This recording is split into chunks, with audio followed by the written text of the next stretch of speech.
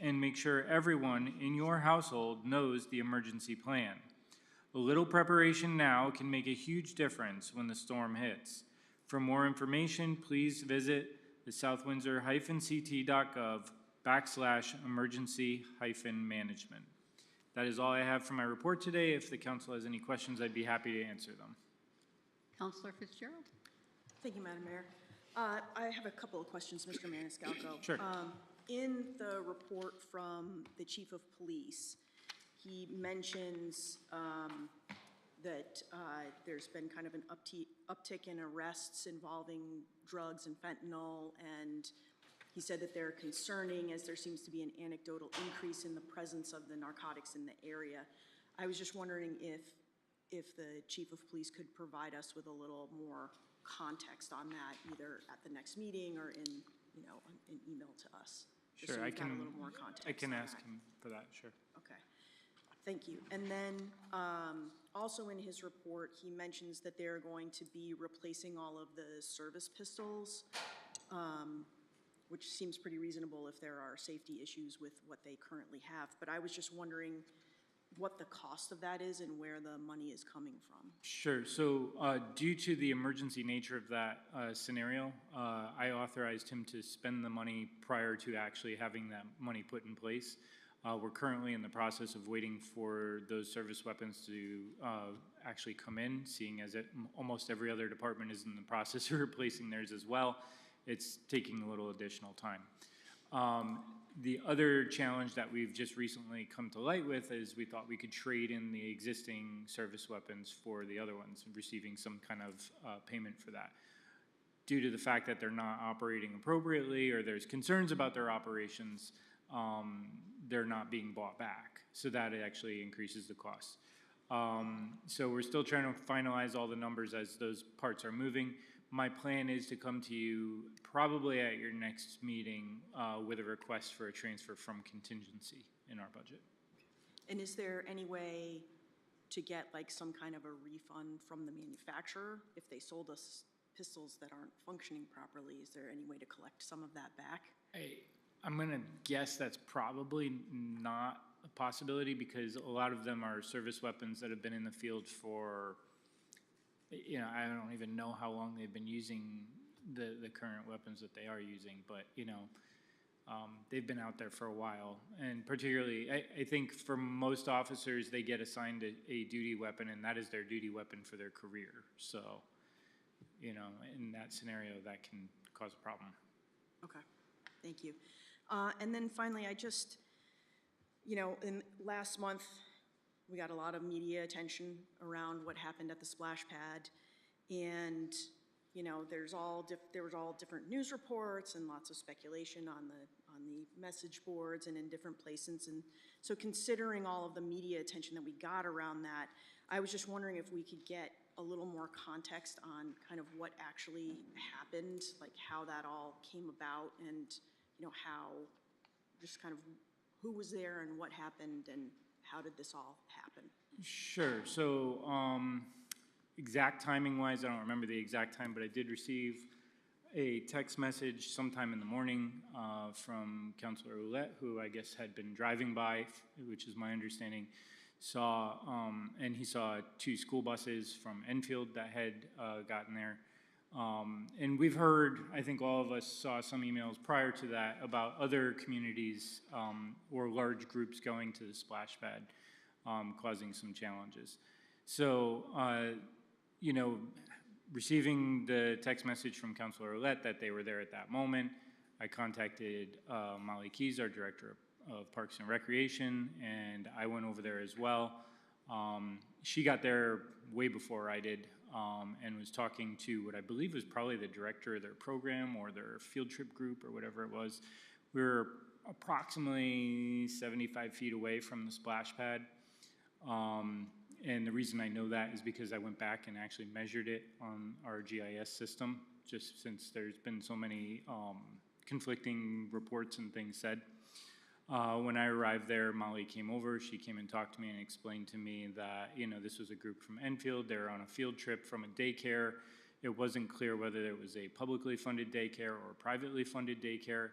I've heard all kinds of stories about who it was or not was. That being said, I looked at her, I said, well, typically when we have field trips coming to our facilities, they contact you ahead of time. Were you aware of that? And she said, no. There were a number of people already on the splash pad running around with a lot of kids. I believe it was one of the warmer days out there. And this group was taking up a large amount of area on the hillside next to the splash pad. And imagining that group within the actual splash pad would have caused some significant concerns for other safety. As a result, I told Molly, and she actually agreed with me, and I said, you know, I don't see how they can stay. They probably have to go. If they didn't call ahead, we weren't able to plan for that, I don't see how they can stay. She said, okay, can we offer them the playground? They could go play on the playground, give them an opportunity to be out and do something since they did drive all the way here. I said, that sounds fine to me, seeing as the playground was less busy at that time. And basically walked over with Molly to the director, who was maybe like 10 feet away from us, introduced myself, said, you know, I'm really sorry, but I don't believe you can stay here. You know, you should have called ahead. And she said, the children are going to be very sad and probably going to cry. And I said, well, we really would have appreciated a phone call ahead of time. And she ran off and went to go talk to the group of children there to tell them not to get in the splash pad, I guess. At that time, I turned to Molly and said, there's no reason for me to stay here. And I went to go get back in my car, which was parked over by their school buses. I actually was on the phone with Councilor Roulette shortly after that and just kind of letting him know what had transpired, at which point one of their chaperones came over and verbally accosted me in my car to the point that I thought we were actually going to get into some kind of confrontation. Thankfully, he decided to turn around and walk away after using some fairly inappropriate language that I won't use in a public meeting. And at that point, I decided it was probably in best interest of myself as well as others to leave. I went to the Birdhouse to go get some coffee, and probably 40 minutes after that, as I was walking out with my coffee, I saw those Enfield school buses drive past the Birdhouse coffee place. So it's not like they were kicked out, they weren't tossed out, they didn't rush to leave or any of those sorts of scenarios. I'm actually surmising they probably did spend some time on the playground, I would hope. After that, after they left, went back to my office later that day, received a phone call from a parent who was upset because their kid came home, and they said that they were going to call the news. That's a fairly regular threat that we receive in our offices, and that was that. They called News Channel 3, who then called me. I had a fairly poor connection with News Channel 3. Her call was cutting in and out, and I tried to answer the questions as best I could. Towards the end of it, she said she would be emailing me and asking me, you know, additional comment and question. I said that'd be great. I did not receive that email. Looking through my emails and other filters the week after, we did end up finding that email got caught as spam. So unfortunately, they ran with their, you know, news article or whatever you want to call it without the town side of or version of that story. And due to the way that they ran that article and the way that that news occurred, I received a number of very inappropriate emails as well as personal threats against myself as well as my child. I know Councilor Ouellette received a number of threatening emails as well as a number of threatening things that have been put online. The large majority of them are actually false.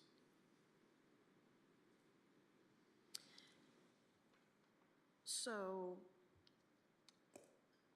I guess I'm just curious. I don't recall seeing any emails or reports of large groups being over there prior to that day. I mean, I've seen, you know, I've heard that there's been a lot of people at the splash pad and that it's very popular, but I don't recall ever seeing anything about other large groups or buses coming to the splash pad. So, I mean, is this something that occurs I believe I sent at least one email to the entire council. I can get the actual date of when that was. Okay. I mean, I guess, I don't know, I haven't been, I've only been on the council for, a little more than a year longer than you, Councilor Roulette, but I didn't think that it was kind of part of our job to enforce the rules in the town and, help the town manager, so I'm just wondering how that kind of came about. It's not, it's the town manager's job. Counselor Willett? No, thanks. It's not, it's the town manager's job, which is why I contacted him.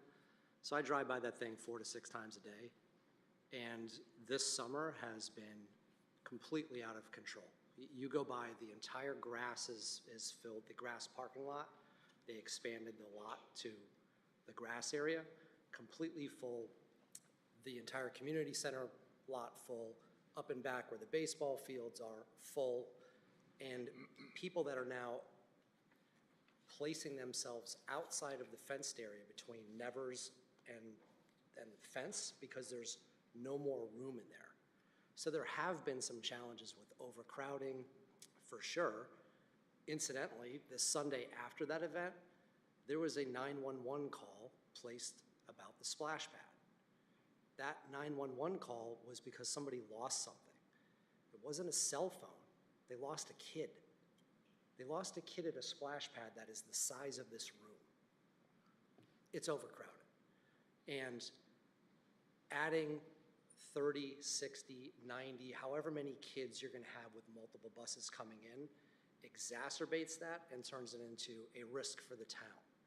So I think it's absolutely appropriate if a citizen drives by and sees it that overcrowded, I would hope that someone would be making that phone call, and I did.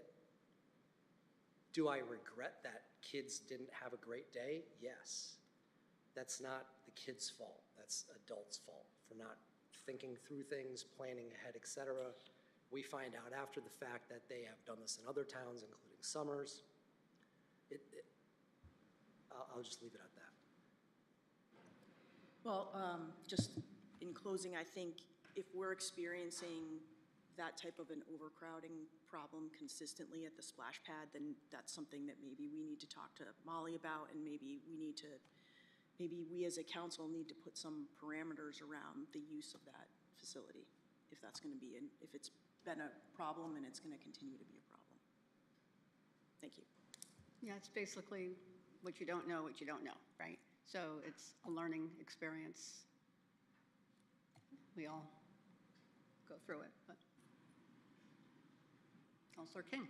Thank you, Madam Mayor. So my learning experience with this, so I just need to have an understanding, Councilor Ouellette and Mr. Maniscalco, this is your report. Where do we draw the line in regards to overcrowding? We have a basketball court, for example, and so we have people that come to our town to, say, have a basketball tournament. We don't have any signs saying that they can't be there, but we have residents that say, well, I'll use myself. I say, yo, come on through, fellas. Hartford, East Hartford, we got 3-on-3. People's families come out. There's no signage saying what they can't do. There's no signage saying a number. When do we, this is our first time, and as the mayor said eloquently, this is a learning experience for us all. I was kind of surprised, although I've been in your shoes, where perhaps, and maybe the news messed this up as well, to hear Mr. Maniscalco say some things got missed, that they knew your name, they knew you were a town councilor, so it was more than just a drive-by, right? Because the newspaper said you were there with your grandchildren. That is incorrect. Okay, see, and you know what you know. So that's why I'm asking the question. So it was a drive-by, so they obviously got your... Coming back from the gym. Yep. And I don't want my grandkids involved in this conversation in any way. Welcome to politics. Okay. Trust me, I've gotten cheese thrown at my house and police reports written, daughter's car getting blasted with stuff, so unfortunately it is what it is. I just wanted to know you just said it was a drive-by, how did they know it was you? No idea. So they knew you were a town councilor, they knew your name, and they knew that you're grandchildren. So that was all just made up? Excuse me? I'm asking, No, so I heard somebody out there.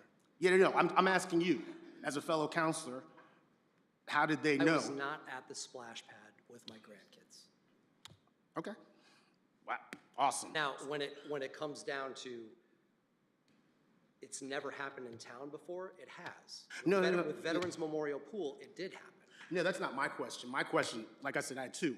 One was, where's the line drawn? Yeah? Because if it does happen again, I just want to know for my sake, if I say, yo, you guys can come through to South Windsor, my town, and we can play ball, that all of a sudden somebody's not going to get a phone call and saying, my kids can't play basketball at the same time that we're having a tournament. So I can actually answer that. So I've had the conversation with our Director of Parks and Recreation shortly after all the other chaos that occurred with this. And essentially, I've asked her in the off-season, because that's the best time to actually sit back and take a good look at this from a real, 10,000-foot view, to put together policies and procedures associated with the splash pad to ensure that we're managing this appropriately. I think, people have tried to say there were all types of reasons why these groups were not allowed to be there. At the end of the day, it was 2 busfuls of people. And at the end of the day, it was just the numbers. It just was too many people. And, I've asked Molly to take a look at that, figure out the way that we're going to identify that. How are we going to actually manage it is a real big challenge, to be very honest. And she's going to come to me with those policies and plans, and we'll have them in place for next year for sure. Do you think, to follow up, Madam Mayor, do you think that we should do something with all of our, it was an extremely hot day. I remember that day, and that's probably why. But do you think that in light of this particular situation, again, through you, Madam Mayor, saying that this could be a learning experience, do you think we need to do this at all of our different facilities?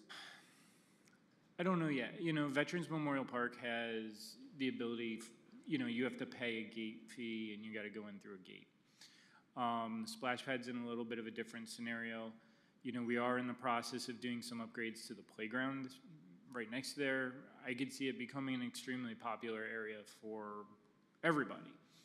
I don't know if there's something additional we need to do. I know of other towns that require you to have a town sticker to park in a town park, for example. In order to get that town sticker, you have to go into the Parks and Recreation Department, you show them your driver's license, and then they give you a sticker to do that.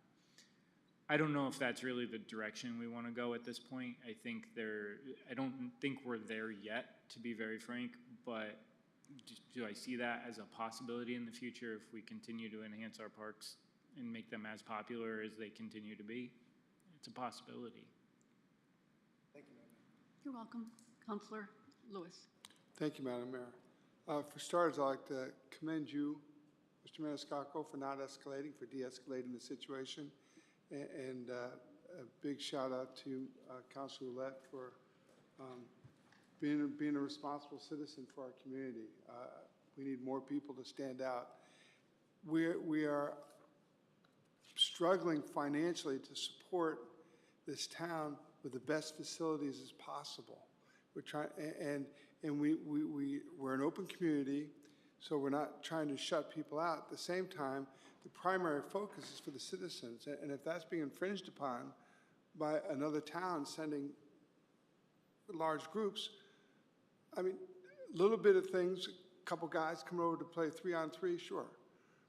But 80, 90 people, something as good as too much is always, so where the balance is, I don't know. But I think we should commend somebody and recognize someone for looking out for the town citizens first and going through the appropriate channels. And then this body can decide on what other restrictions or expansions need to be done. I'm sure these other towns have some sort of facilities. So it's great that we have such a nice community that everyone is drawn to it. I just wanted to thank you both for your efforts. Counselor Pendleton. Thank you. I'd like my question to be as clear as possible because I've been around for many, many years, 14 years, I think, maybe, and I've never known, or just clarify this for me. This sitting body has no jurisdiction or authority over this community, correct? When we leave this room, yes, we're on the council, however, we cannot use our council seat as any jurisdiction or authority over this town. Is that correct? Mr. Maniscalco, an attorney. So, I mean, you're a legislative body, once there, you know, as a whole, you have jurisdiction over doing all kinds of stuff, but as individuals, no. Thank you. So like I can't walk up to someone and say, hey, pick up your trash because I'm on the town council. Correct. Okay, thank you. I wanted to make that clear because I never knew us to have any authority whatsoever as a body as a whole. We support the charter, which are the laws of our town. My next question is the question was never answered, Councilor Ouellette, is if you were there and had direct conversation with anyone from Enfield. Counselor Willett? Sure. I will answer that directly. Please. I was on the way home from the gym, saw the two buses. I was the one who let Mr. Maniscalco know about another bus that came from, I don't even know where it was from, I forget.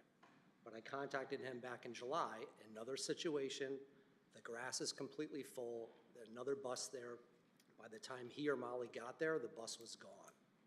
So I saw the kids outside of the bus. I pulled in, I walked up, asked who was in charge of the program. I simply said, if you don't mind me asking, have you coordinated this with Molly or anybody else from Parks and Rec? She didn't answer. She answered, she said, we've been coming here for years. We go to Summers, East Hartford, I think. There was like 4 or 5 towns they mentioned. She didn't answer the question of whether she had coordinated. I said, okay. I said, I'll have to let town staff deal with it. Made the phone call, and that was it. No, I commend you for contacting Mr. Maniscalco because that's what we're all directed to do. His number should be on speed dial. The next one after him may be the town attorney on speed dial, but him always on speed dial. If we have any issue with anyone in our community or they have an issue, hey, my curb is broken, hey, my mailbox was knocked down, we get name and phone number to Mr. Maniscalco and be more than happy to contact our residents. Is that correct, Mr. Maniscalco? Correct. Okay. So, and I wanted to just hear that from you with clarification if you had direct contact with the folks from Enfield. Now, you referenced that many days over the summer, they were overfilled over the fence. There were did you call on those days? I'm hearing you called one time. They're usually weekends, so that's the issue. Okay. Well, he has a number that he's reachable 24/7. 24/7 right there, no matter what, right there. And he takes care of the town. That's his job. It's our job to let him know. Is that right, Mr. Maniscalco? Correct. Well, I I had, believe it was an email that I received the last time. the last time was an email, not a yeah. phone call, that's fine. Okay, so as long as all that's cleared up with everyone sitting on this council on the proper procedure to contact the town manager in any future endeavors. But I'd just like to point out that at that time that this occurred was after our conversation about what we're doing with the splash pad. If we were going to charge, if we're not going to charge, what are we gonna do? Because that occurred at a meeting prior to that. So, and it's not 80 or 90 people that would fit in that bus, Councilor Lewis. So you're still not going to get that many kids, and it was like 30 or 40. With the overflow over the fencing, yes, that has to be looked at, Mr. Maniscalco. There is no occupancy number that comes with that splash pad. So taking up a piece of grass, I don't know. Taking up a spot of water, I don't know. There's no occupancy number for the splash pad. So how to resolve the problem with too many people in the water? I don't know. That's something that we have to talk about in the future. I did write some notes here just so I could, and what you don't know, and that's why I asked the question if you were there or not or had direct contact, because your name did come up. And how, were there people outside of the fence at 10 o'clock, or was it just the fact that you saw Enfield buses? Because it was at 10 a.m. in the morning. A little after, but yeah, it was a little after 10 in the morning. And were there people loading outside the fence? Or not outside the fence. Okay, okay, okay. I think I'm done with this conversation right now, because I just wanted that clarification and the authority of the town council members. So, any future, just call Mr. Maniscalco. I guess that's what we need to do. And for me to move on, Mr. Maniscalco, with the Nita Whiffer, and the water access and the fire, I'm not gonna comment on that, but I just wanna say that my husband watered the cows. Yay. So he did that after he helped put the fire out. And I'd just like to say too that the e-bikes, I listened to you carefully and then I read it, and it says not legally permitted on public roads. So where do they go? Do they go in the walking lane if they're not allowed on roads? Where do they go? What is it? I believe the issue is they are not allowed to ride in traffic. They're no different than a bicycle. So, oh, okay, being like a bicycle, they would drive in that walking, white-lined type area. Okay, that's what I want everyone in South Windsor to hear, because yes, there are e-bike issues, and it's groups of children, not just one, not just two, more like 4 or 5 going down roads and not in the walkable, bikeable lane. So, put that on our website maybe, because I didn't know that. Excuse me. And I'd like to, if you could, Mr. Maniscalco, please address 100 Oakland Road. We continue to receive emails as though we're the planning and zoning. So we're not. So I understand you're receiving those emails and forwarding them on to planning and zoning. Thank you, Madam Mayor, for doing that. Can I answer that a little bit? Sure. Because when you click on the link Yeah, to leave a message or send an email to a body, yeah. town council is the first toggle. All right. And nobody changes it. They don't change it to inland wetlands. They don't change it to planning and zoning. That's why we get them, and I send them off to the appropriate. Okay, so we're still gonna get them, no worries, just as long I as know, we because keep. I went there to the link myself, and the town council is the very first toggle.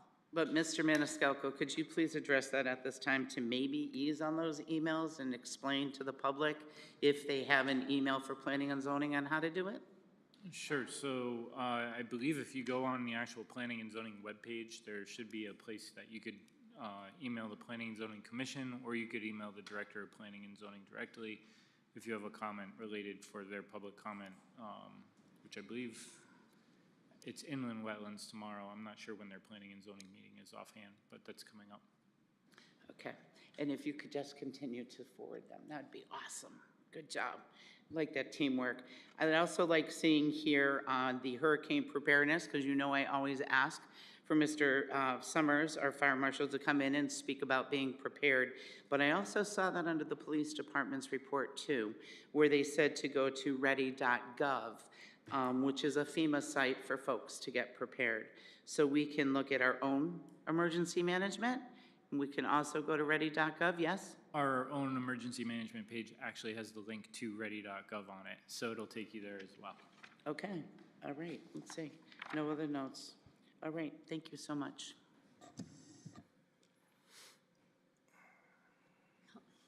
Councilor Balboni. Thank you, Madam Mayor.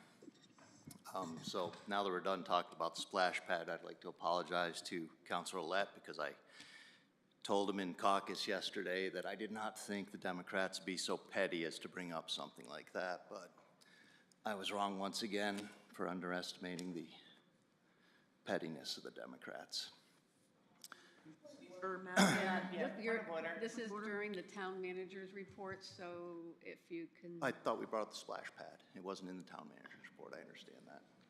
They brought the splash pad up. I Right, didn't but in the your indicated- comment towards the Democrat is. About the splash pad. Hold it up. So But I'd we like to also, I'd like to move on to the e-bike, and I really appreciate that being in there. As you know, in July, my nephew, 15 years old, was killed on an e-bike. And I just don't want that to happen to anybody here in town. So I think that's a great little topic and really should focus on it a little more. Thank you.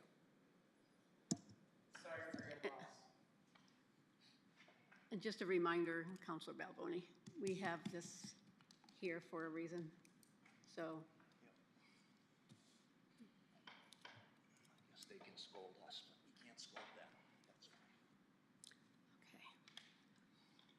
Thank you, Mr. But, ma'am, Yes, Counselor Thank you. Pendleton?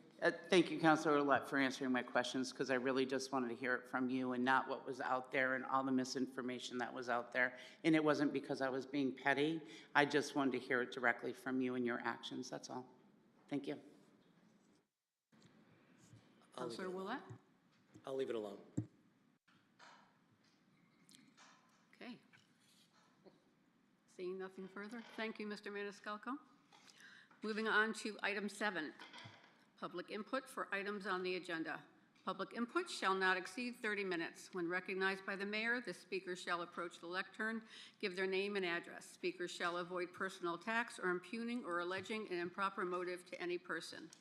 The speakers may address the council on any item on the agenda. The speakers shall limit their speaking time to 5 minutes. Is there anyone who'd like to come forward at this time? Okay, Mr. Zimmerman, Ms. Manili, and Mr. Kaboski.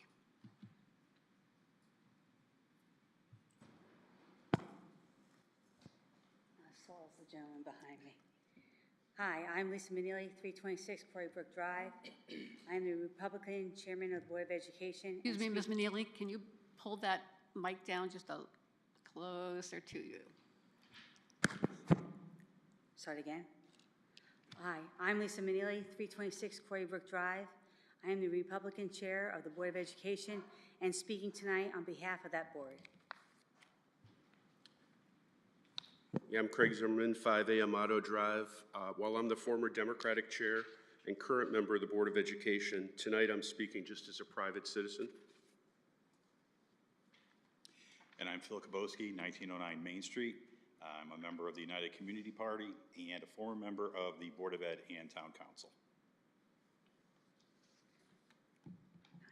While we do not represent our parties tonight, we do think it's meaningful that the leaders from all 3 political parties are here tonight, strongly supporting Phase 1 of the high school campus improvement plan.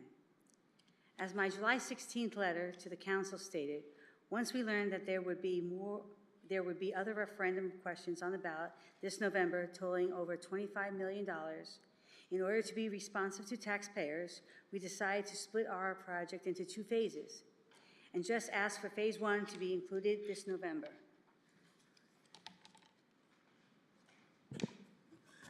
As someone who's lived in town virtually my entire life, gone through our school system, coached multiple sports here for almost 50 years, served on the Park and Rec Commission for approximately 20 years, and has been on the board for the last 15 years, I and many of you know just how much we need everything in the entire school's improvement plan. The additional practice field due to the large increase in students, the lights primarily for early darkness during the fall, a second driveway into our campus to improve safety, the replacement of our 50-year-old tennis courts that are in major disrepair and not fully handicap accessible, and the addition of pickleball courts to address this very popular sport for people of all ages.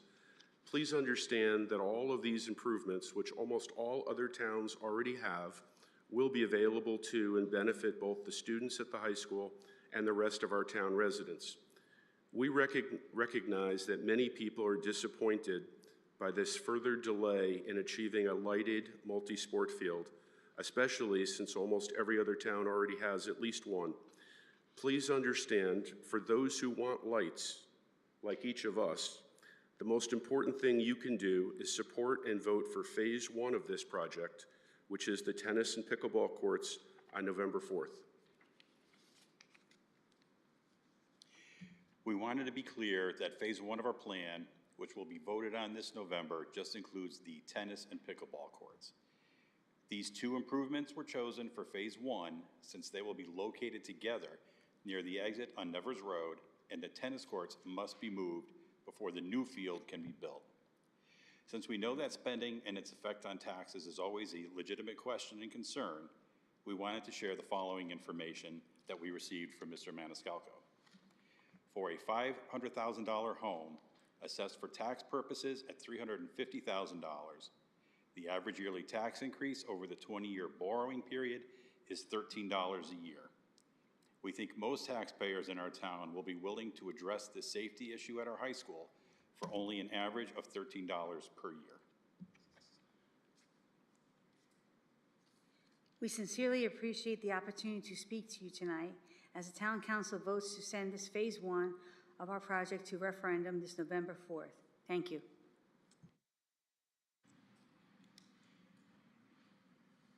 Thank you.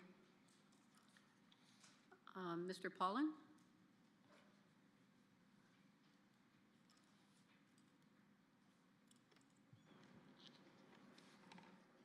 My name is Ray Paulin. I live at 25 Mohegan Trail in South Windsor. I'm here to speak to Agenda Item 13M, Exhibit J, Explanation Text Proposed Revised Town Charter. Kudos to the town attorney for translating the Charter Revision Commission's awkward language into English. Unfortunately, it took 9 pages to do that. It's unlikely that many voters will take the time to read that before entering the voting booth, and even less likely in the voting booth. So I suggest that a table of contents be added at the front with the section number, the page number, and a couple of keywords to attract the voters' attention. For example, Section 204, Terms of Office and Minority Representation. Page 2, Town Council, Treasurer, Town Clerk, and Selectmen. As for Section 204, I got curious about the Treasurer because that office is prominent on the almost 30 million of bonds that we are being asked to vote on, and because that is our only elected, not appointed financial position. So I went on the internet and asked the question, does Connecticut require its towns to have a treasurer? To my surprise, the answer is yes. Puzzled, I drilled down on that, and this thing named 2024 Connecticut General Statutes, Title 9, Chapter 146, Section 9-189, Town Clerks, Treasurers, and Tax Collectors popped up. Here it is. Each town, unless otherwise provided by law, shall, at its regular municipal election, elect a town clerk for a term of not less than 2 years and not more than 6 years, a town treasurer for the term of 2 years, and a collector of town taxes for a term of not less than 2 years and not more than 6. Each such clerk, treasurer, and collector of taxes shall hold office for the term for which he is elected and until his successor is elected and has qualified. But there is an exemption. If the charter, home rule ordinance, or special act of a town provides for the method of appointment of a tax collector, the method shall be changed by charter, charter and amendment, or home rule amendment. I could find no such exemption for the treasurer or the town clerk. It seems like we are being asked to violate state statute by eliminating our treasurer and even appointing our town clerk. If so, what else illegal might this charter revision referendum be asking us to vote for? Now, I subscribe to the old adage that if it ain't broke, don't fix it, lest you break it. Is that what this charter revision referendum is doing? And since I have a little bit more time, and since you guys spent over half an hour on the splash pad, I'll take the liberty of asking a question I had hoped one of your counselors would have asked. Was there any state or federal money used to finance that splash pad? You don't know? Anybody know? Okay. Thank you.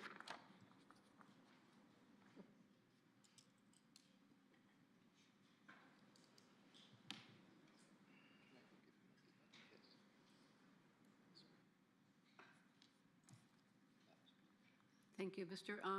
Next is Mr. Andrelot. Under 15? Under item 15? No, I'm going to speak at the end of the night. Okay, item 15 then, okay. Mrs. Plummer.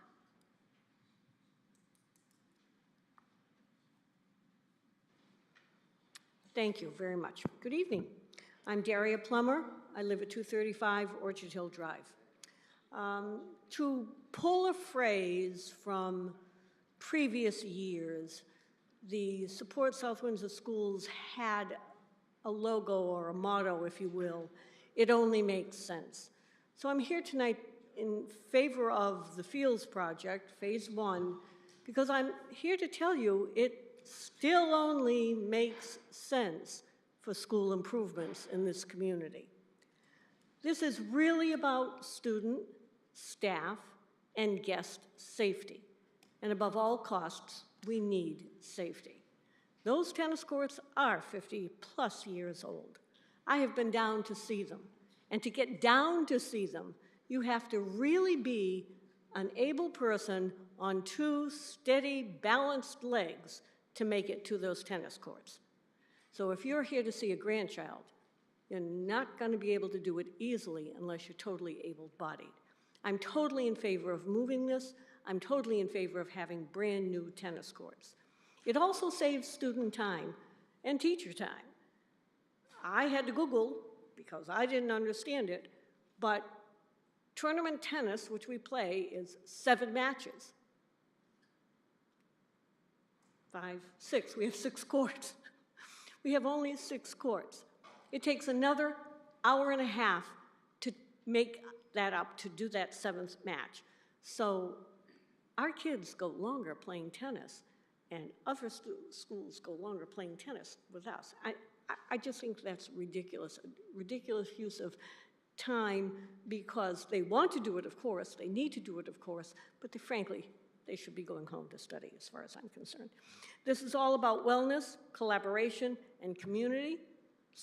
It's just proactive, and pickleball has taken over the world, really.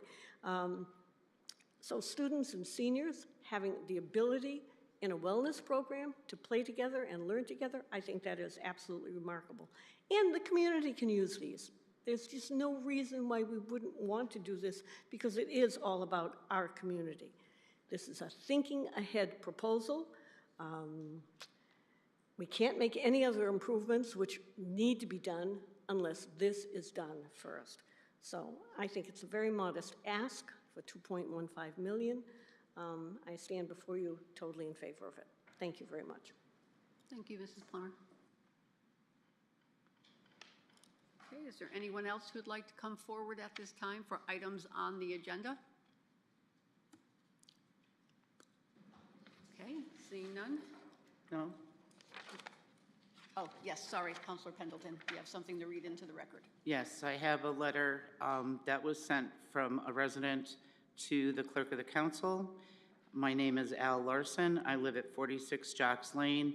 I am a 45-year resident of South Windsor. I am a 30-year volunteer with the Rec Department, including 20 years on the Park and Rec Commission, the last 7 years as chair. Just to make it clear, he did ask for this to be read into the record. During the period from 2014 to 2020, we researched and gathered input from over 900 residents regarding the top recreational needs of the town. The 2020 Park and Rec Commission Master Plan was submitted to the Town Council and approved. The plan included the top 3 needs related to a rec center. It included, in order of citizen priority, 1, indoor pool, 2, indoor fitness and exercise area, and in parentheses, it says the plan proposed by the few citizens of the Old Orchard Hill School building site did not include an exercise and fitness area, end of parentheses. And 3, indoor multi-purpose community center. Thank you, Catherine L. Larson. Thank you. May I address something else, please? Sure. Thank you. I just have a quick question for the town attorney that was just raised during public input concerning the state statute and the treasurer and town clerk. I understand state statute. I'm not going to explain it. Go ahead. What's your question? Okay, what's my question?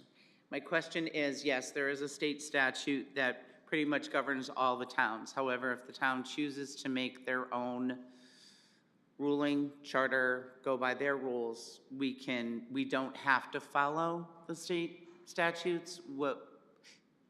From what I heard, we have to have a treasurer and we have to appoint a town clerk.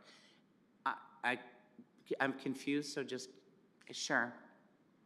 The changes to the charter revolve around the election of the treasurer as opposed to the appointment of the treasurer. And the proposed charter revisions are to appoint a treasurer or the treasurer's duties to somebody in the finance office, but to eliminate the election of a town treasurer. And that can be done by charter revision. And that's legal and it's appropriate under 9-185 of the general statutes. And there clearly is a difference from election to appointment. Correct. Okay, so we're good? You're good. Okay, thank you. Okay, seeing none more for item 7.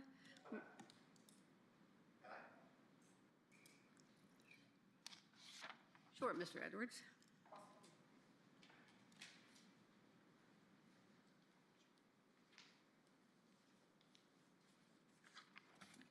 Dan Edwards, 131 Hilton Drive. Apologies for my tardiness, but I've been watching online despite the earlier connection issue on one of the channels that is streamed. I'd just like to carry on with that topic about, the Charter Review Commission. I think in light of this new information, I mean, how did our Charter Review Commission miss this? How did the attorneys miss this? I mean, the Charter Review Commission was faulty from the start. There's a lot of issues I think that they missed, or that there just wasn't enough opposing voices available based on how that commission was structured in the beginning. So I'm not in favor of pushing that to referendum. I have not been based on the way it was drafted, but if the majority of the commission wants to afford it to the voters, so be it. Also wanted to, there was a counselor earlier that brought up an interesting point about making sure that the proper channels was followed. And an earlier speaker tonight referenced being associated with the Board of Ed, but said they were speaking in their capacity as a citizen. And based on that earlier counselor's comment, I would suggest that that resident defer their comments to the superintendent. Thank you.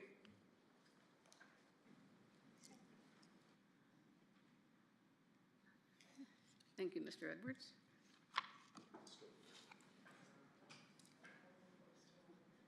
Mr. Paterna. Thank you, Mayor Delnicki. Andrew Paterna, 301 Strawberry Lane. I wasn't planning on speaking tonight, but unfortunately, Mr. Edwards is giving you some misinformation. And the town attorney just referred to what the statutes say, but the state allows you under the home rule provision to structure those positions however the town would like. There's nothing that was missed here. He's trying to fill you with misinformation. You should at least be accurate if you're going to come up and speak to the council. Thank you very much.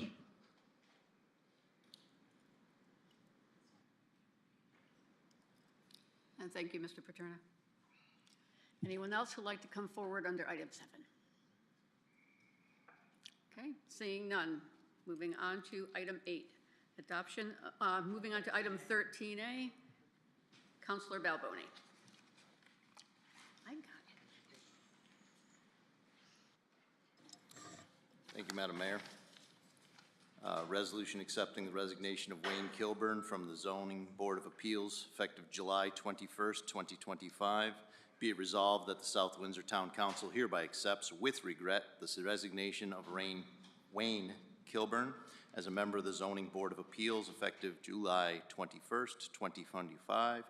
And be it resolved that the South Windsor Town Council extends its thanks to Wayne Kilburn for the time dedicated to serving the community by membership on the Zoning Board of Appeals. Please refer to Exhibit A. Second.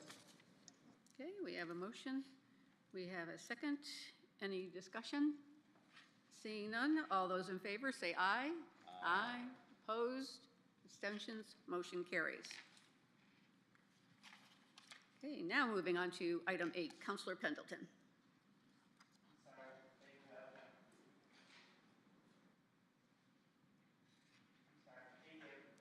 I was just reading something just to confirm it. Thank you. 8A is approval of the July 21st, 2025 Town Council regular meeting minutes. Be it resolved that the South Windsor Town Council hereby approves the minutes of the regular Town Council meeting of July 21, 2025. Okay. Any changes, corrections, or anything? Okay, seeing none, all those in favor say aye. Aye. Aye. Opposed? Abstentions? Motion carries. Moving on to item 9, communications from liaisons, officers, and boards directly responsible to the council. Councilor Lewis. Thank you, Madam Mayor. I attended the WPCA meeting last month, and most of the discussion was around the referendum they have coming up for the Clark Street. And the meeting went well, and they sent out a mailing, which they decided to do. And just so you know, I support that, going to referendum. And it's really, a good part is we were informed in the meeting that it's not going to raise taxes. It's being paid for through sewer fees.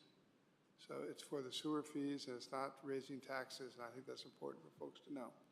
So, and also the Parks and Rec, I attended that meeting, and that discussion was also about the referendum, which I also support for that. And that's my report. Thank you. Thank you.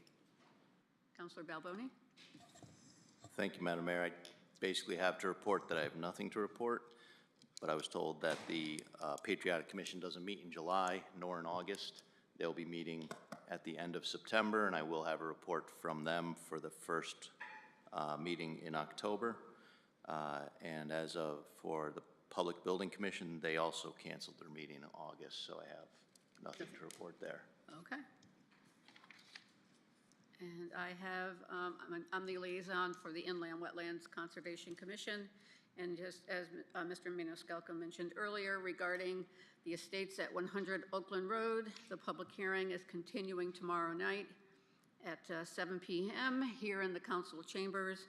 And if someone does have any additional comments, please don't use the link that is provided by the group opposing the development. Please go to the Planning and Zoning actual website page and use that comment section. Otherwise, your comments get delayed and has to get forwarded on to the Planning and Zoning and the Inland Wetlands officers. So that's the only thing I have for my report. And seeing none, moving on to item 10, reports from committees. Seeing none. Item 11, consent agenda. Moving on to 11A, Councilor Fitzgerald. Thank you, Madam Mayor. I make a motion to approve 11A1 as a first reading on the consent agenda. Second. Okay, we have a motion. We have a second. Any discussion? Seeing none, all those in favor say aye.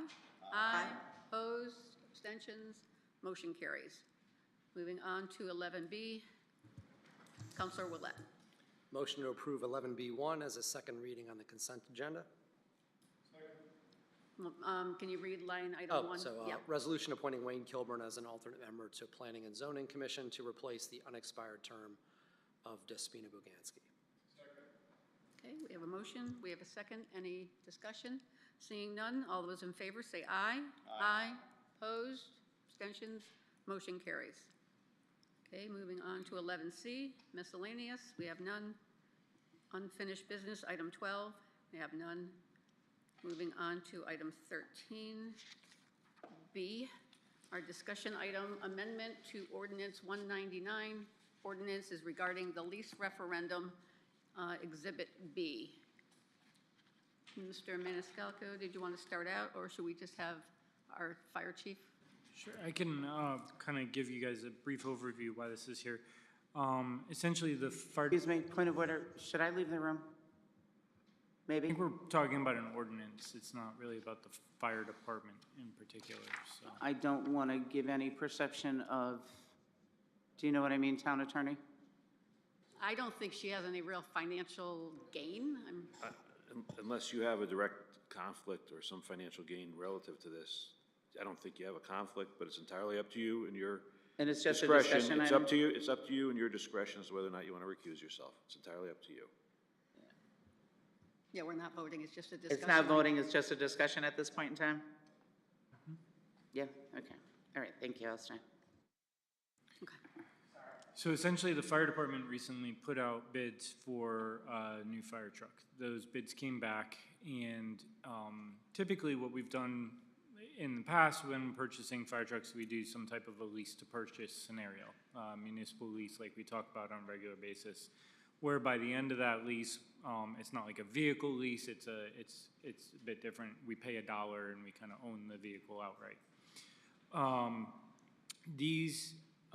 The bids came back, and I believe the winning bid is at $1.9 million.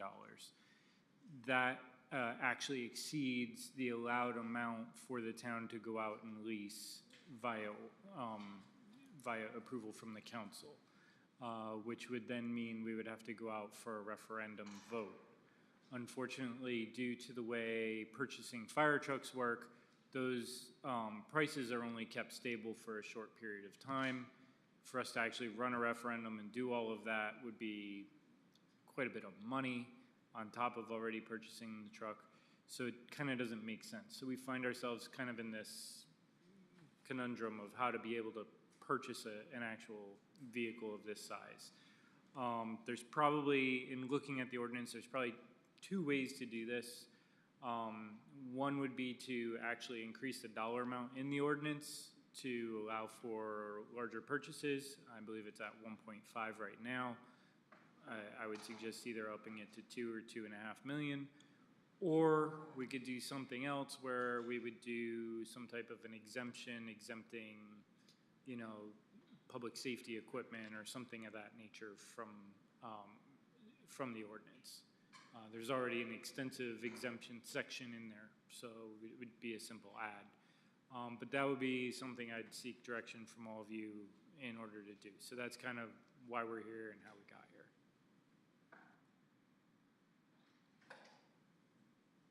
Any discussion, any questions? I mean, we have the fire chief here too, if you want to, if the chief and Mr. Soderberg, if they want to explain where you came up with.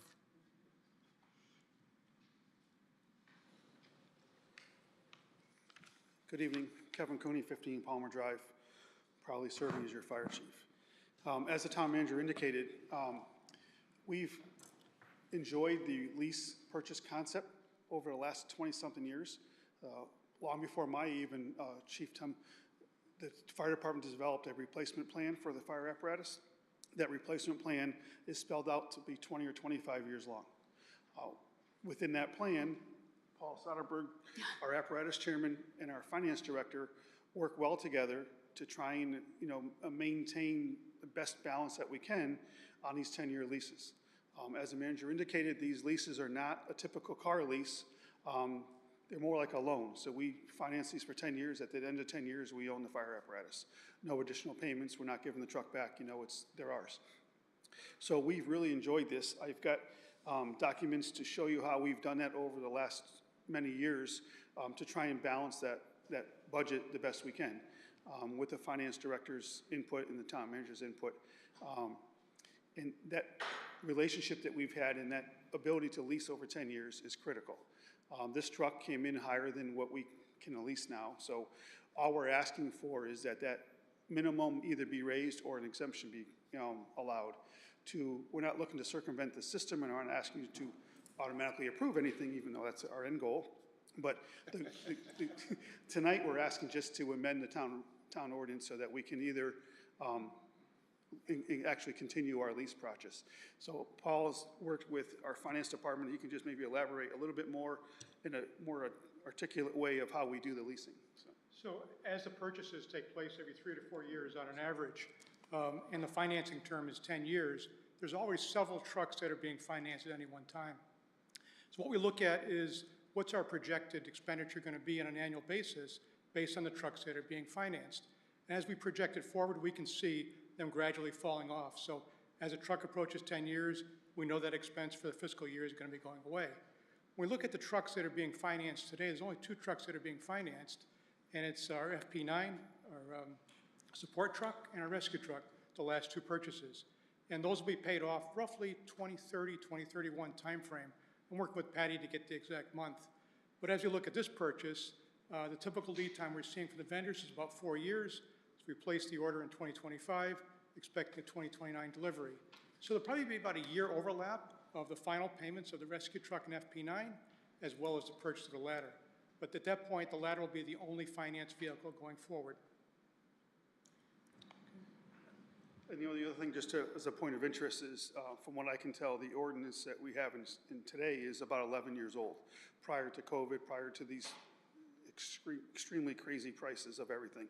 So the cost of the truck is obviously more than any of us want really to be comfortable with, but it is what it is, and we've done our best through the committee's efforts and our staff to consolidate the next 2 purchases into one. So and we'll get more into that as we move forward, if we move forward. Being optimistic, we'll move forward. But so tonight, we're really looking just to clarify that ordinance to give us the ability to continue that relationship that we had financing the trucks through a lease. So, any questions? Yep, I have one. Oh, yeah. Because you're replacing Engine 8, which is a pumper. Yes.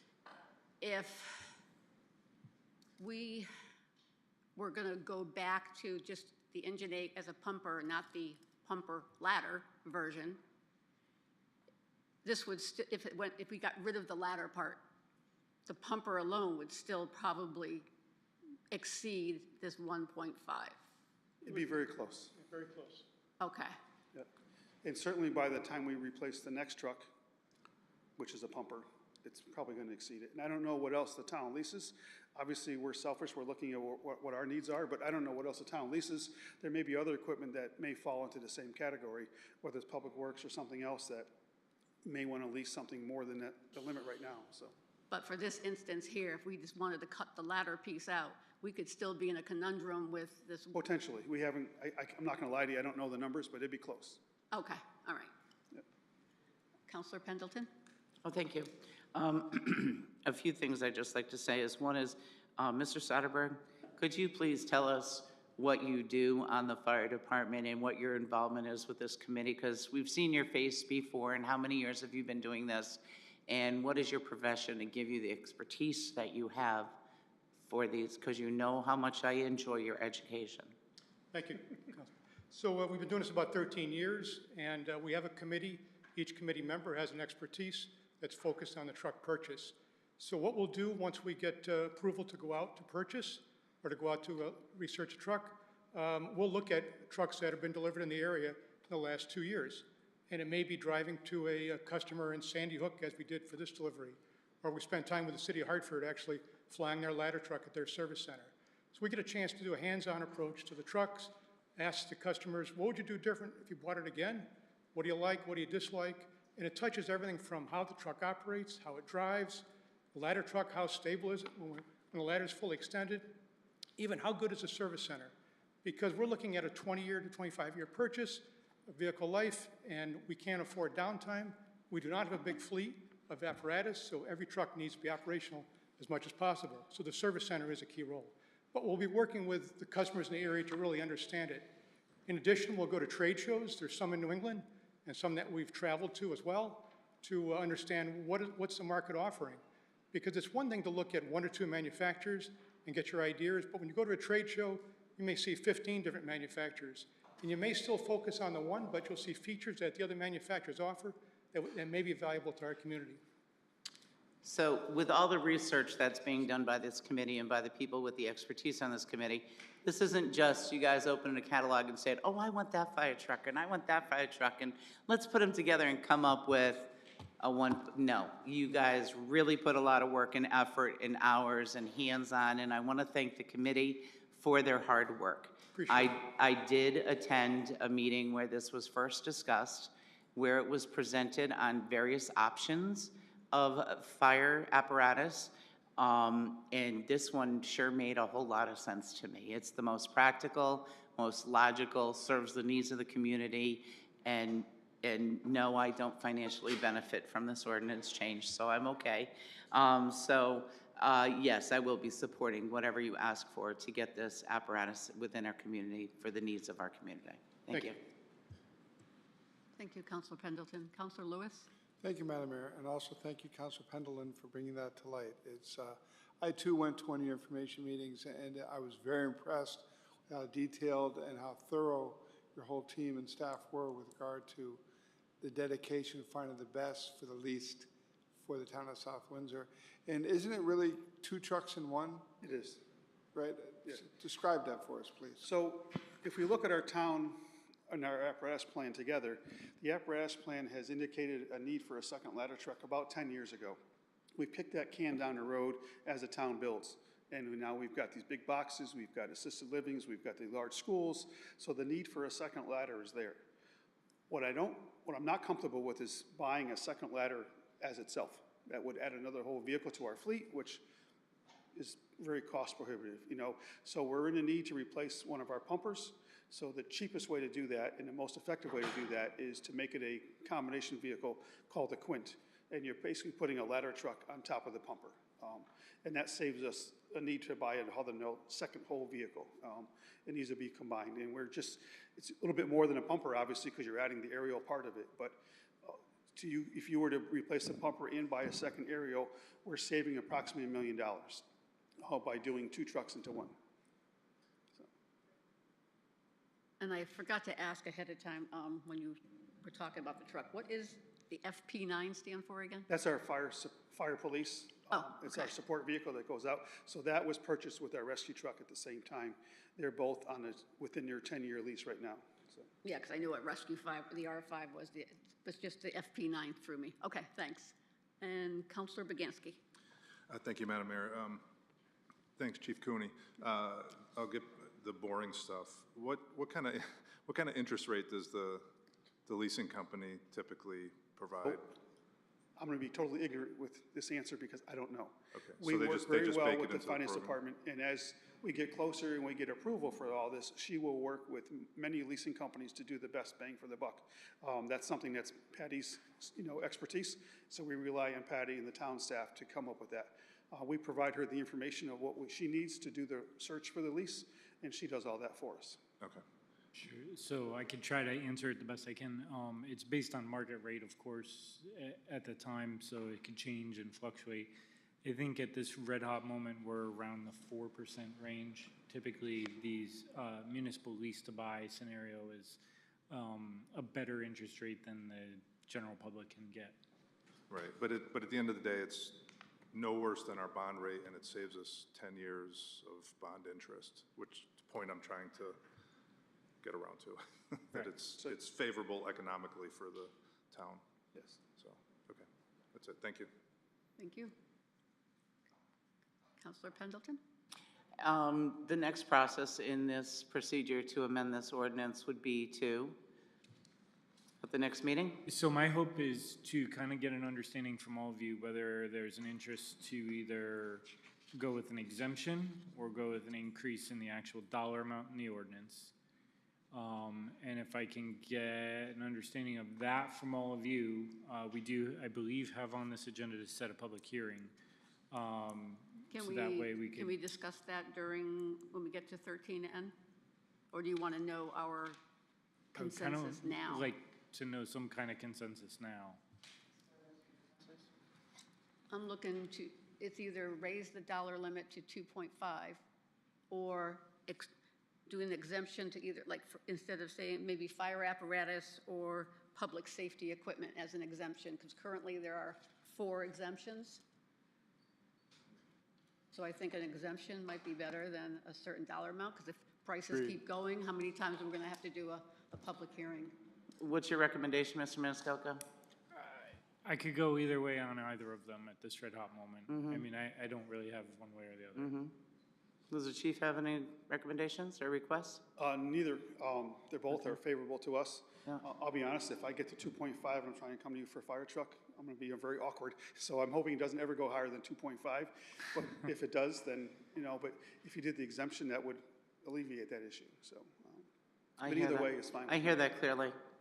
I like the exemption. I'm with you. Counselor Fitzgerald? So if we did an exemption, would we have to have a public hearing? and Well, do we all got to have that, a or- public hearing anyway. Since we're to change the ordinance. But so I think Mr. Maniscalco is just looking, so that way when we do the public hearing, everything's all written out, right? Yeah, so moving forward, For the let's town just attorney, play it too. out. If you actually did the exemption, the council wouldn't have to actually vote on that lease to purchase a public safety vehicle, depending on the wording you used. Currently, the way it's set up, based on the dollar amount, the council would have to vote on that lease to approve the lease. If it's not in there, then it would be exempt, and we could then lease it that way, so. Still makes sense for exemption? Or do you want to vote on it? Well, could I? Yes, yep. I'm kind of leaning towards raising the dollar amount, only because this ordinance was put in place 11 years ago, and as I think the chief said rightly, prices of everything have gone Right. up. So it's not that he's going out to buy the most Mercedes-Benz type fire truck. Right. Yeah, and, who knows what other vehicle, in the building department fleet or the roads. Public crew, Works or Public anything. Works, if we need to revisit this again, who knows if we could be back in this situation, 6 months, a year from now. with Or a piece of different equipment. department with their truck. Yeah. So I would be inclined to raise the limit in light of the current economic situation that we're in. And to 2.5 instead of 2? Because if you do 2, who knows where we'll be down. Yeah, I would say 2.5. Counselor Lewis? Thank you, Madam Mayor. I'm in favor of the exemption, and the reason being is if we just change the ordinance, that kind of opens it up to every department in the town to say they can, well, we have this much we can go to and ask for, but an exemption limits it to a certain category. And it really, it simplifies things for us. Everything's gonna be going up, but as it is, we have to manage things in bits and bites for right now. And I think an exemption keeps it cleaner and simpler.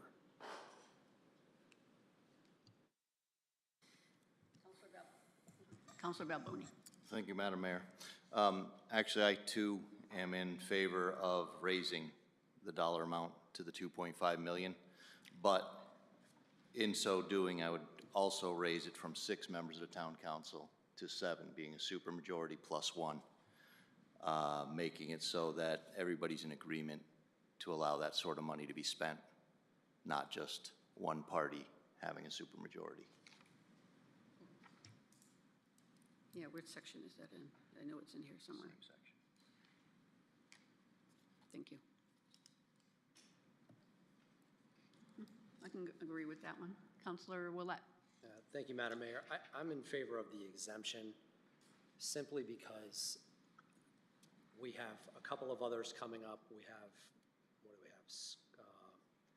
Squad 2, we'll have Engine 3, Utility 13, that's a smaller dollar figure.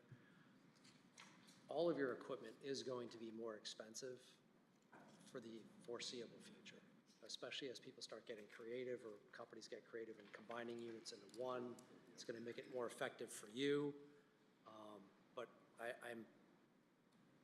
on principle, I don't love the idea of raising it to 2 or 2.5, because then it opens up a can of worms where every department has the ability now to come and use a lease vehicle, when I say financial vehicle, for leasing, which could explode our budget, and I'd prefer not to do that. So I'd like to leave it just as an exemption for fire apparatus or public safety.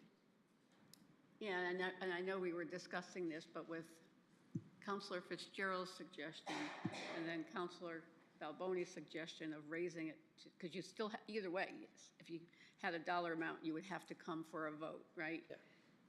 And I think with fire equipment, or apparatus, not equipment, apparatus, if you have 7, you have to work together. I know, now I'm torn between the 2.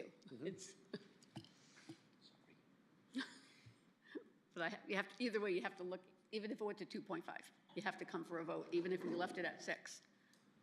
I do like the supermajority concept. That is helpful. Okay, Councilor Baganski, you have your light back on? Yeah, thank you. I'm going to go with more in favor of the exemption, and one in addition to the financial piece is the fact that the fire apparatus isn't replaced on a regular, it's every few years that a piece is replaced, so it just does, by limiting it to that exemption to fire apparatus / public safety equipment, it just limits the amount of times it's going to get activated rather than just opening the dollar amount. Even if something it doesn't get approved, then it's just that much more people are gonna push the envelope to get other items approved through that exemption. So that's my feeling. Okay, quandary. Third time and last time, Councilor Pendleton. Well, I can't help it because others have brought up a very good point. I know. So, which is concerning to me, Mr. Maniscalco, I've heard others say that it can be open to Public Works, the police department, so that's the part that none of us, I didn't think of. And that's with the 250. No, 2 million. 2 million, 500. right. So, but the exemption would be specific to fire apparatus, correct? We could either do fire apparatus, we could do public safety equipment, we could do, whatever the council's pleasure. So the wording of this ordinance can be changed, and I'm looking now to the town attorney, once you heard all of our comments here, to come up with something that would be better written to include public safety equipment. I don't know what you guys I can't picture, Or exclude public safety equipment from the limit. yeah, that would be like item E. So this one's got, Okay. So now I'm back to the exemption because that's more specific. hey, Councilor King. No, thank you. No, I agree. Great points. That's why we have a council to discuss this type of stuff. I also agree with the 6+1. I think that's smart business as well. The reason that at first I was like, yeah, that makes sense. Let's just raise it. That way you can move and do whatever you need to do when you need to do it. But at the same time, we don't want to get caught up for those reasons where, heaven forbid, we have a situation later where somebody's just buying the 2.5 Mercedes in any department. Because then we're like, oh, 2.5, let's go. This way, every time somebody has to come to us, and I think we would probably all agree at this point, you need it, let's get it. Especially in light of everything going on. So I am in favor of the exemption. That way, if something ever pops up later down the road, we all understand financial implications. It still has to come back this way. We still all have to do, again, I agree with Councilor Balboni with the 6+1.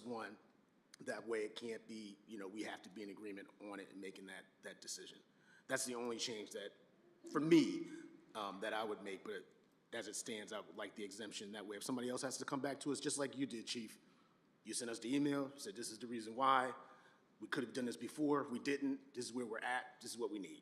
So I appreciate that. So I'm with the exemption for those reasons. Thank So you. you're with the exemption and not changing item A where it says 6 members?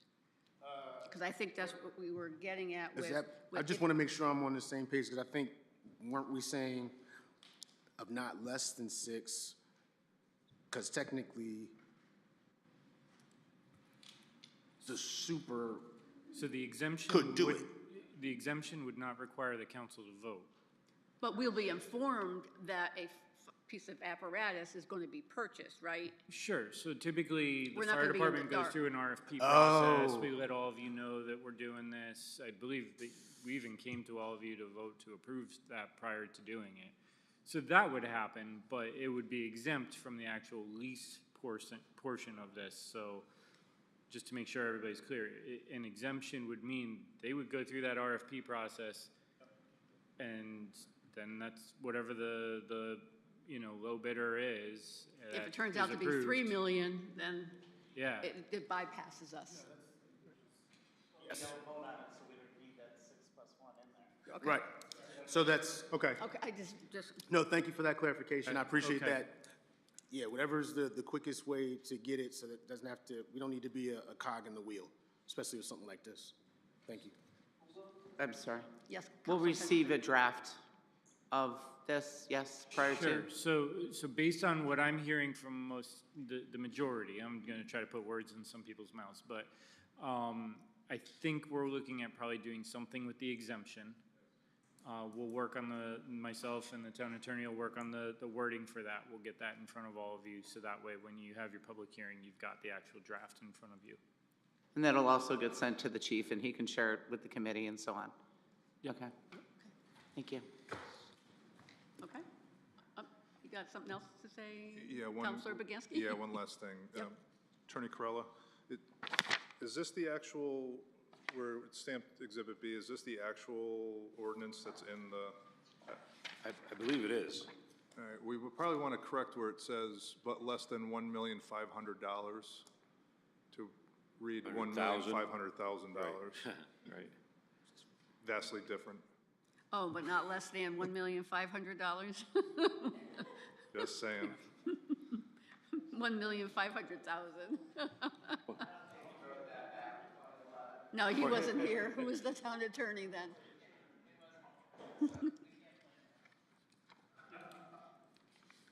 All right, so we have a consensus. We're going to go with the exemption piece. Okay. Okay. Thank you, thank you very Chief. much. Thank you, Mr. Appreciate your help. Soderberg.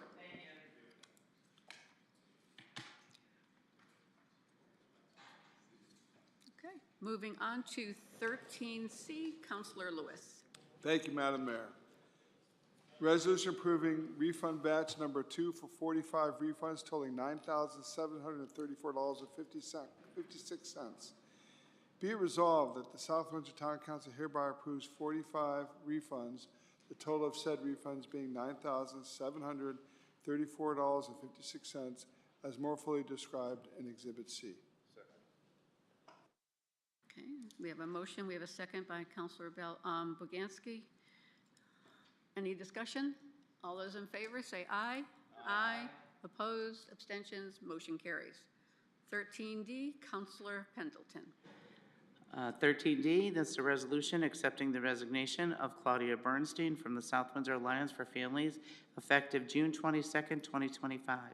Be it resolved that the South Windsor Town Council hereby accepts with regret the resignation of Claudia Bernstein as a member of the South Windsor Alliance for Families effective June 22nd, 2025. And be it further resolved that the South Windsor Town Council extends its thanks to Claudia Bernstein for the time dedicated to serving the community by membership on the South Windsor Alliance for Families, and attached as Exhibit D. Okay, we have a motion. We have a second. Any discussion? Seeing none, all those in favor say aye. Aye. Opposed, abstentions, motion carries. 13E, Counselor King. Thank you, Madam Mayor. Resolution accepting the resignation of Janice Favreau from the Social Justice and Racial Equity Commission effective August 2nd, 2025. Be it resolved that the South Windsor Town Council hereby accepts with regret the resignation of Janice Favreau as a member of the Social Justice and Racial Equity Commission effective August 2nd, 2025. Be it further resolved that the South Windsor Town Council extends its thanks to Janice Favreau for the time dedicated to serving the community by membership on the Social Justice and Racial Equity Commission. See Exhibit E. Okay, we have a motion, we have a second. Any discussion? All those in favor say aye. Aye. Opposed? Abstentions? Motion carries. Moving on to 13F, Counselor Lewis. Thank you, Madam Mayor.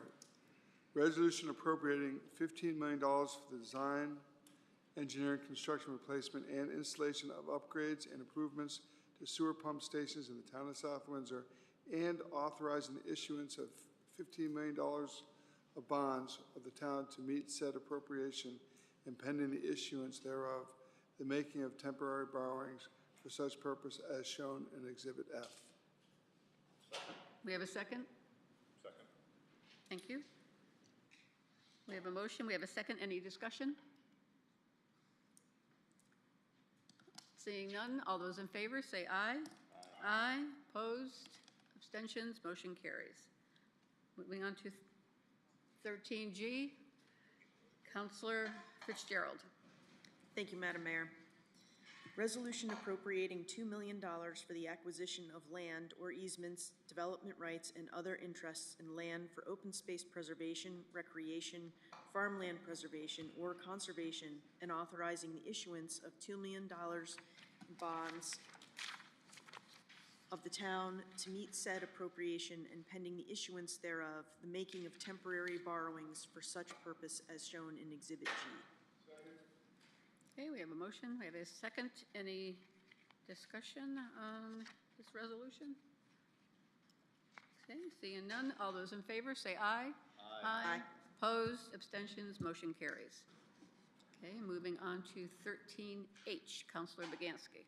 Thank you, Madam Mayor. Resolution appropriating $9,345,000 for the planning, design, demolition, construction, reconstruction, renovation, improvement, equipping, and furnishing of various accessibility improvements to the former Orchard Hill Elementary School building, and authorizing the issuance of $9,345,000 bonds of the town to meet said appropriation and pending the issuance thereof, the making of temporary borrowings for such purpose as shown in Exhibit H.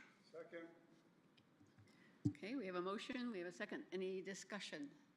Seeing none, all those in favor say aye. Aye. Opposed, abstentions, motion carries. 13I, Counselor Fitzgerald. Thank you, Madam Mayor.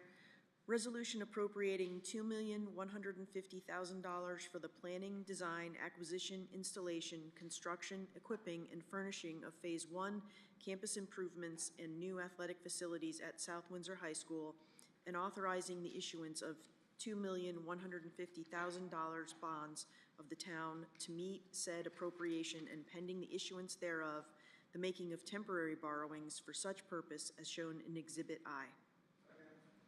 Okay, we have a motion, we have a second. Any discussion? Seeing none, all those in favor say aye. Aye. Opposed, abstentions, motion carries. 13J, Counselor King. Thank you, Madam Mayor. Take a water. Resolution approving a referendum date of November 4th, 2025. Whereas there will be 5 total referendum questions, which include the appropriation of $15 million for the design, engineering, construction, replacement, and installation of upgrades and improvements to sewer pump stations in the town of South Windsor, and authorizing the issuance of $15 million worth of bonds of the town to meet said appropriation, and pending the issuance thereof, the making of temporary borrowings for such purpose, and the appropriation of $2 million for the acquisition of land or easements, development rights, and other interests in land for open space preservation, recreation, farmland preservation, or conservation, and authorizing the issuance of $2 million bonds of the town to meet said appropriation, and pending the issuance thereof, the making of temporary borrowings for such purpose, and the appropriation of $9,345,000 for the planning, design, demolition, construction, reconstruction, renovation, improvement, equipping, and furnishing of various accessibility improvements to the former Orchard Hill Elementary School building, and authorizing the issuance of $9,345,000 bonds of the town to meet said appropriation, and pending the issuance thereof, the making of temporary borrowings for such purpose, and the appropriation of $2,150,000 for the planning, design, acquisition, installation, construction, equipping, and furnishing of Phase 1 campus improvements and new athletic facilities at South Windsor High School, and authorizing the issuance of $2,150,000 bonds of the town to meet said appropriation and pending the issuance thereof, the making of temporary borrowings for such purpose. Whereas it is the desire of the town council to bring the referendum questions forward to the South Windsor community on November 4th, 2025. Now therefore, be it resolved that the town council approves a referendum date of November 4th, 2025. Polls will be open from 6 a.m. to 8 p.m. and electors will vote at the following locations in the districts specified. District 1 at Pleasant Valley School, located at 591 Ellington Road. District 2, Eli Terry School, located at 569 Griffin Road. District 3, South Windsor High School, located at 161 Nevers Road. District 4, Philip R. Smith School, located at 949 Avery Street. And District 5, located at Timothy Edwards Middle School, located at 100 Arnold Way. And thank you very much. Thank you. Thank you, Councilor King. All those any discussion? All those in favor, say aye. Aye. Opposed, abstentions, motion carries. 13K, Councilor Balboni. Thank you, Madam Mayor. Resolution authorizing the town attorney to draft explanatory text for November 4th, 2025 referenda. Be it resolved that the South Windsor Town Council hereby authorizes the town attorney to draft explanatory text pursuant to Connecticut General Statute, Section 9-369B, A, for the upcoming referendum being held on November 4th, 2025 regarding 1, the appropriation of $15 million for the design, engineering, construction, replacement, and installation of upgrades and improvements to sewer pump stations in the town of South Windsor, and authorizing the issuance of $15 million in bonds of the town to meet said appropriation, and pending the issuance thereof, the making of temporary borrowings for such purpose. And 2, the appropriation of $2 million for the acquisition of land or easements, development rights, and other interests in land for open space preservation, recreation, farmland preservation, or conservation, and authorizing the issuance of $2 million bonds of the town to meet said appropriation, and pending the issuance thereof, the making of temporary borrowings for such purpose.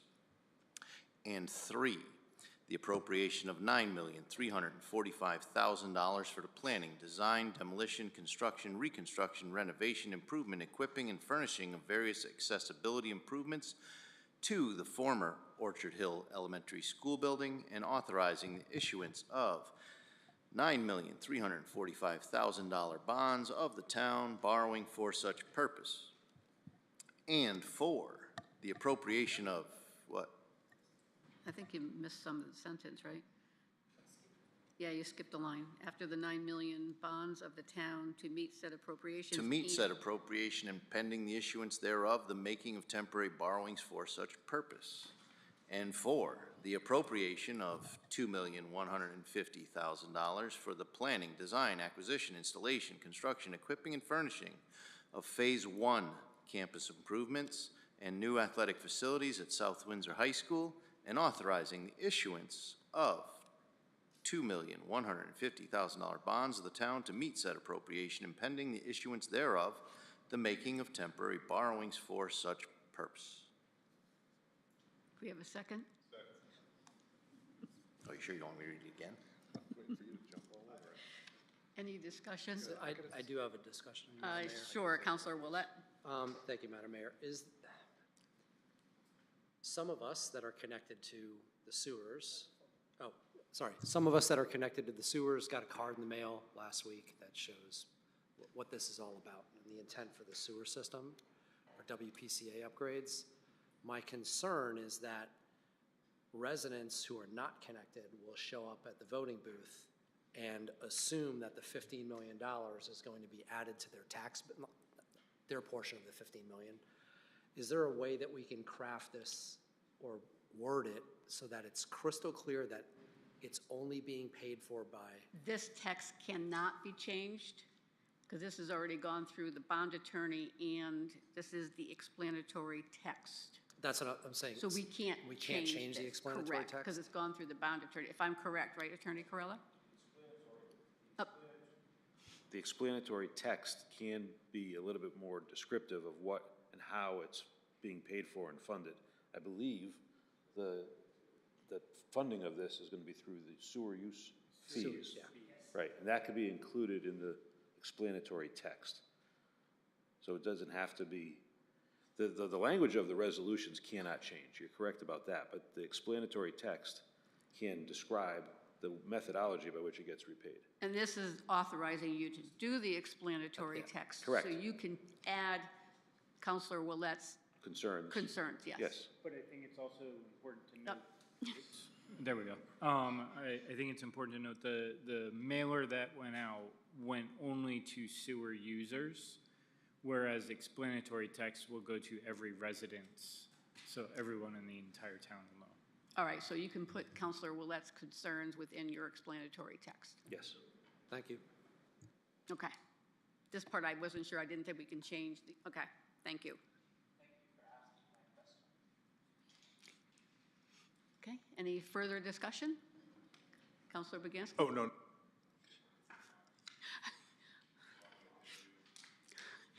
All right, all those in favor say aye. Aye. Opposed, abstentions, motion carries. All right, Counselor Baginski, 13L, all yours. Thank you, Madam Mayor. Resolution providing for referendum of town electors. Resolved that the resolutions entitled, 1, resolution appropriating $15 million for the design, engineering, construction, replacement, and installation of upgrades and improvements to sewer pump stations in the town of South Windsor, and authorizing the issuance of $15 million bonds of the town to meet said appropriation, and pending the issuance thereof, the making of temporary borrowings for such purpose. 2, resolution appropriating $2 million for the acquisition of land or easements, development rights, and other interests in land for open space preservation, recreation, farmland preservation, or conservation, and authorizing the issuance of $2 million bonds of the town to meet said appropriation, and pending the issuance thereof, the making of temporary borrowings for such purpose.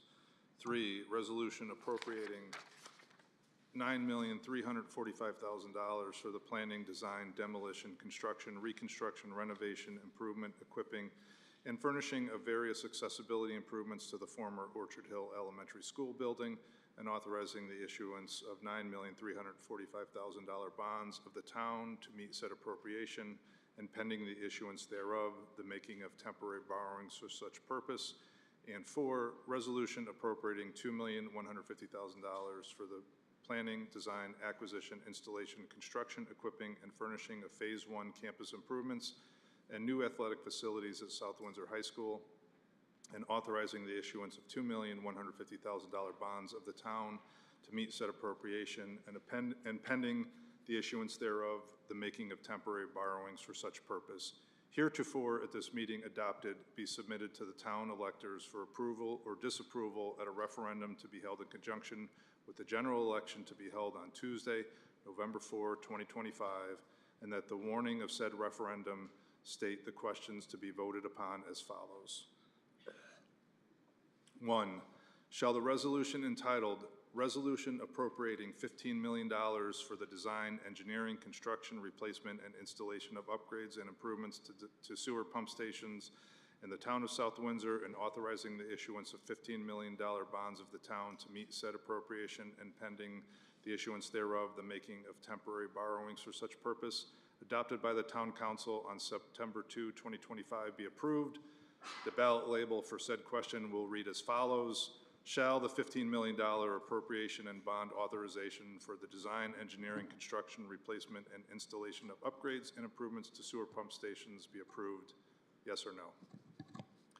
2, shall the resolution entitled Resolution Appropriating $2 million for the acquisition of land or easements, development rights, and other interests in land for open space preservation, recreation, farmland preservation, or conservation, and authorizing the issuance of $2 million bonds of the town to meet said appropriation, and pending the issuance thereof, the making of temporary borrowings for such purpose, adopted by the Town Council on September 2, 2025, be approved. The ballot label for said question will read as follows. shall the $2 million appropriation and bond authorization for the acquisition of land or easements, development rights, and other interests in land for open space preservation, recreation, farmland preservation, or conservation be approved? Yes or no?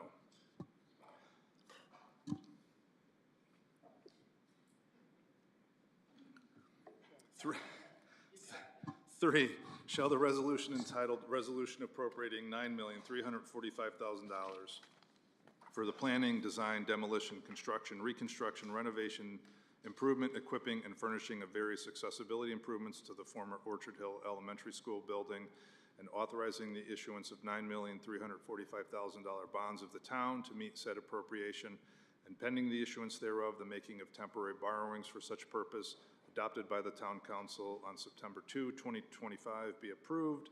The ballot label for said question will read as follows. Shall the $9,345,000 appropriation and bond authorization for the planning, design, demolition, construction, reconstruction, renovation, improvement, equipping, and furnishing of various accessibilities improvement to the former Orchard Hill Elementary School building be approved? Yes or no? 4, shall the resolution entitled Resolution Appropriating $2,150,000 for the planning, design, acquisition, installation, construction, equipping, and furnishing of Phase 1 campus improvements and new athletic facilities at South Windsor High School, and authorizing the issuance of $2,150,000 bonds of the town to meet said appropriation, and pending the issuance thereof, to the making of temporary borrowings for such purpose, adopted by the Town Council on September 2, 2025, be approved. The ballot label for said question will read as follows. Shall the $2,150,000 appropriation and bond authorization for the design, acquisition, installation, construction, equipping, and furnishing of campus improvements and new athletic facilities at South Windsor High School be approved? Yes or no?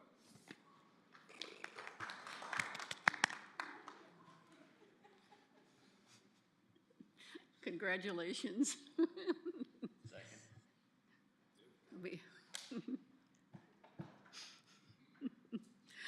Okay. We have a motion, we have a second. Any discussion? Seeing none, all those in favor say aye. Aye. Opposed, abstentions, motion carries.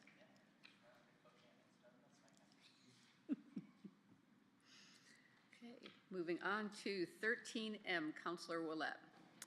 So resolution approving the explanatory text for the town charter revisions. Whereas on April 9th, 2025, the South Windsor Town Council approved the proposed revised charter as submitted by the Charter Revision Commission, and whereas the Town Council authorized the town attorney to draft exploratory text, the referendum on the proposed revised charter for consideration by the Town Council. Now therefore be it resolved that the Town of South Windsor Town Council hereby approves the draft explanatory text pursuant to Connecticut General Statutes Section 9-369B, subsection A, for the upcoming referendum being held on November 4th, 2025, regarding revision to the town charter as shown in the attached Exhibit J. Okay, we have a motion, we have a second. Any discussion? Seeing none, all those in favor say aye. Aye. Opposed, abstentions, motion. Roll call, please.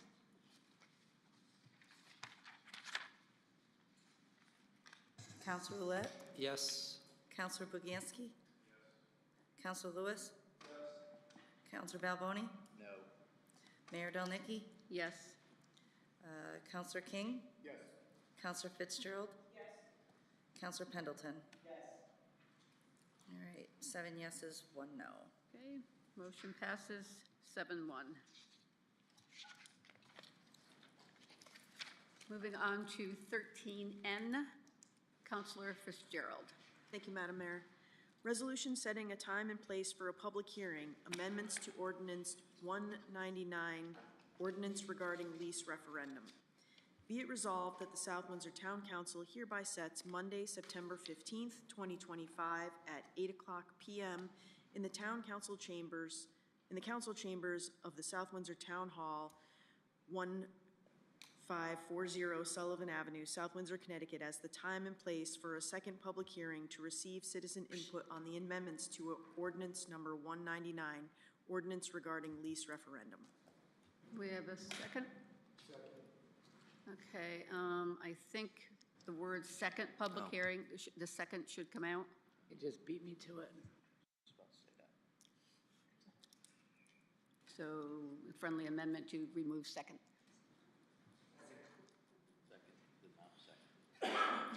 You'll have to, she has to accept my friendly amendment. Thank you. All right, so all those in favor of the resolution amended removing second, all those in favor say aye. Aye. Opposed, abstentions, motion carries.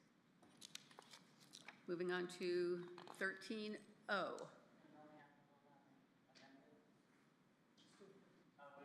Because it was a friendly amendment. Okay, moving on to 13O, Councilor Pendleton. A resolution approving a flag flying request to fly the United States Navy flag to commemorate the 250th anniversary of the United States Navy.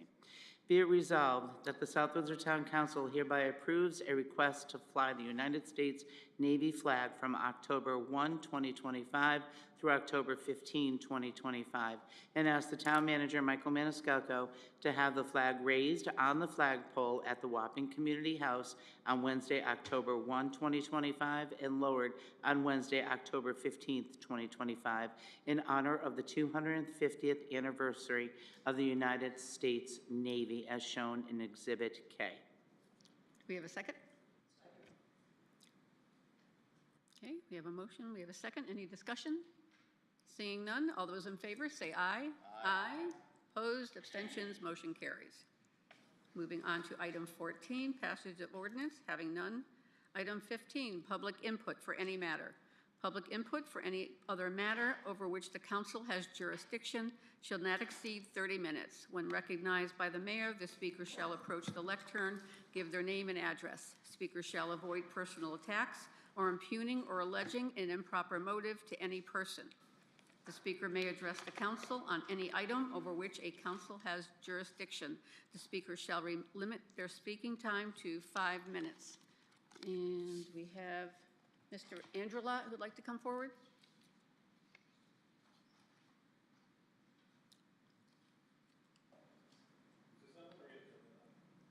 Yeah, bottom. There you go. Now we're good. I came in last meeting and we were talking about the farm building and the exemption for the land and stuff like that. I'd like to add another little thing to it about, I'd like to include the horses as an exemption. Because right now we have, they're doing maybe 1/3 of the horses are being taxed, the other ones aren't. And that's not because of the exemption part of it. It's just that she's only including not all the horses, but just part of them. So basically, the only ones that she's trying to tax is the people that have the exemption. So the reality is that she's really not, I'm saying Mary, whatever, is not following up, you know, on the other properties. But I'd like to eliminate it because it's a very little cost even to start with. It works out to about $25 a horse. And the horses are very expensive to start with. They cost about $1,000 a month to feed, board, shoe, and stuff like that. And it kind of makes no sense to, you know, think that it's an asset, because over a 5-year period, you could spend $50,000 on a horse worth $10,000, and it's still going to only be worth $5,000 or $10,000 when it's done. I don't know how we go forward on that. I don't know where we left off with the other exemption part. Mary said she was going to continue forward with you, but I don't know where we're at, so that's something else that, I believe that's the farm equipment, right? The farm yes. equipment. But I'd like to eliminate the horses completely out of that. Several towns have done it before, so it's just something else to look at. And I can give more information. It's actually, there is no difference, you know, there's very minimal cost that the town's making on the horses anyways, to start with, you know, tax-wise. Okay. Yeah, I mean, the only thing she's doing is if somebody forgets to file, then she just hammers them, you know. That's another story that I'll have to talk with these guys later on, but that's about it. Okay. Thank you. All right, thank you very much. Is there anyone else who'd like to come forward at this time? Going once, going twice. Okay, moving on to item 16, communications from the council. Councilor Lewis. Thank you, Madam Mayor. I sent a letter yesterday to our town clerk, and it reads as follows. Dear friends and co-laborers, it is with regret and some sadness that I'm submitting my resignation to the town council. My wife and I have sold our house and are moving to the Berkshires. It's been my honor and privilege to serve our community. Thank you for allowing me this opportunity. Sincerely in Christ, Toby Lewis. Thank you all. Thank you, Toby. I'd like to thank you for your service on the council. I just would like to clarify one item on your letter. Effective 9/3/2025. Right, but there's one other item that was excluded, is the actual effective time of your resignation. Is it effective midnight, 1 second after? That's what Okay. the town attorney told me. Okay, I just want to make sure, because I just want to let everyone know, anyone that's on this council as well, that Section 2, resignations of the town council rules, a written signed resignation from an elected official shall become official as the date and time recorded by the town clerk and shall take effect on the date and time specified within the document. So going forward, any elected official needs to add the time of their resignation and the date. So it's just that, this is just to serve as a reminder that all officials, that resignations letters must include both the date and time of effectiveness as stated in our council rules. And I also encourage the town committees to remind their respective members of this requirement to ensure consistency and compliance moving forward. It's in our rules, so. Just wanted to make sure. That way, if there's any other resignation here, remember your time. And Councilor Boganski. Oh, thank you, Madam Mayor. I just want to, I hate to beat dead horse, but I've got to circle back to our earlier discussion around the splash pad. There are a few things that probably were left out of the discussion, not the least of which was we've got a neighboring, not even a neighboring town, 25 minutes away, that just thought they should pack up 2 buses full of kids and bring them down here, which it's obviously, it's accessible to everybody. That's not the issue. The issue is they didn't really do it right. I mean, they should have reached out to our Parks and Rec department or the town manager or someone on staff and made sure they cleared the fact that in one of the hottest days of the summer, they're going to bring 40, 50, 60 kids. I don't know what the number is. It doesn't matter. But they should have done it the right way, because someone should have verified that the kids all had permission slips to go out of town, get on a bus, get driven to South Windsor, that they had liability insurance in place. What if one of those kids gets hurt? What if one of those kids hurts one of our kids? What if one of our parents gets hurt? I don't want to be sitting up here authorizing a lawsuit to pay someone off because, you know, and we could argue were there too many people there. That's not for us to decide. I think Councilor Ouellette did the right thing, as any one of the 27,000 citizens of the town did. Saw 2 buses there. He called someone in a position of authority to verify whether or not they were approved or authorized to be there. That's all he did. Anything that happened beyond that is between Mr. Maniscalco and the director of the Enfield Parks and Rec Department. And I think we lost sight of the fact that these are all children, and children's safety should be paramount, not politicizing whether it was right what he did or not. And then, you know, and the last thing I think we all forgot, myself included, in all of this noise is we forgot to ask, what was the outcome of the 911 call and the child that went missing? I believe that child was found. Before the police actually have to get there and help find the child, or were they No, my recovered? understanding is I believe they were involved in, but it wasn't very long. Okay, but I think we lost sight of some of the more human elements of what happened that day. And again, it's unfortunate that children were involved, and I can understand why everybody gets passionate about it, but the adults in Enfield were as much to blame, if anyone was to blame, as anyone else that was involved. And I think we lost sight of that whole part of the picture, which is unfortunate, and somehow we, as a town, got made to be the villains, and that's not fair to us either. All we were doing at the end of the day was trying to make sure that everyone, whether it was our residents or residents from another town, that everyone that was there could enjoy the day and be safe, period. Thank you. Thank you, Councilor Baginski. Councilor Pendleton? Thank you. No, I'd just like to respond to that and just say we as a council has failed.